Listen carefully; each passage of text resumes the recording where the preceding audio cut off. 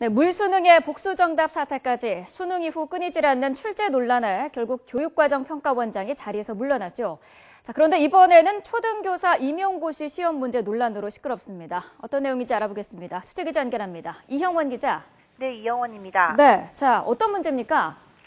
네, 내년에 임용될 초등학교 교사를 뽑는 2015 초등 임용고시에서 시험 문제 논란이 불거진 겁니다. 지난 토요일에 시험이 치러졌는데요. 전체 시험 문제 가운데 두 문항이 특정 교대에서 치러진 모의고사 문제와 유사하다는 논란이 제기됐습니다. 이들 두 개 문항이 지난달 대구 교대에서 치러진 모의고사 문제와 유사하거나 사실상 같다는 건데요. 수험생들은 해당 모의고사를 출제한 대구교대 교수가 직간접적으로 임용고시 출제에 영향을 미쳤거나 평가원이 문제 검토를 제대로 하지 않은 것이라며 해명을 요구하고 있습니다. 네, 그러니까 대구교대에서 모의고사를 본 수험생이라면 이번에 문제풀이에 유리했으리라는 건데 문제가 얼마나 유사한 거죠? 네, 가장 큰 배점을 차지하는 교직 논술을 보면 대구교대 모의고사는 세월호 사건을 언급하면서 안전사고가 발생하지 않도록 노력해야 하는 이유 4가지를 설명하고 교사의 잘못된 행동과 개선 방안을 각각 3가지씩 적으라는 문제를 냈습니다. 임용고사에서는 안전교육의 필요성을 2가지 논하고 교사가 준수했어야 할 일, 그리고 해야 할 일을 적으라는 문제가 나왔습니다.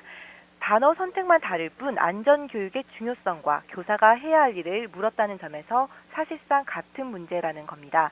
총론과 창의적 체험활동 과목에서는 빈칸에 들어갈 정답이 각각 다양성과 실천으로 중복되는 문제가 발견되기도 했습니다. 네, 그럼 이들 문제가 당락에는 얼마나 영향을 미칠까요? 네, 임용고시는 일점 사이에도 수십 명이 몰려있고 주관식이다 보니 소수점 채점까지 이루어집니다.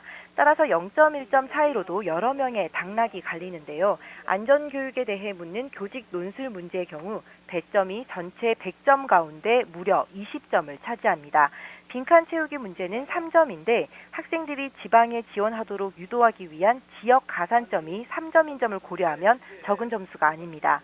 게다가 모의고사 모범 답안이 이미 나와 있는 상황이어서 모범 답안을 읽어보기만 해도 절대적으로 유리하다는 것이 수험생들의 지적입니다. 네, 학생들 사이에서는 논란이 계속 이어지고 있는데 평가원에서는 별다른 설명이 없었습니까?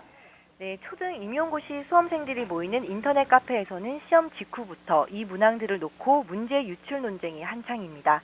평가원은 일단 출제위원 가운데 대구교대 교수는 없다고 밝혔습니다. 또 중요한 개념과 핵심 이슈 위주로 문제를 출제하다 보니 유사한 문제가 나온 것 같다고 덧붙였습니다. 다만 시험 전 기출 문제를 모두 검토하는 데에는 현실적인 한계가 있다고 설명했습니다. 지금까지 사회부에서 YTN 이영원입니다.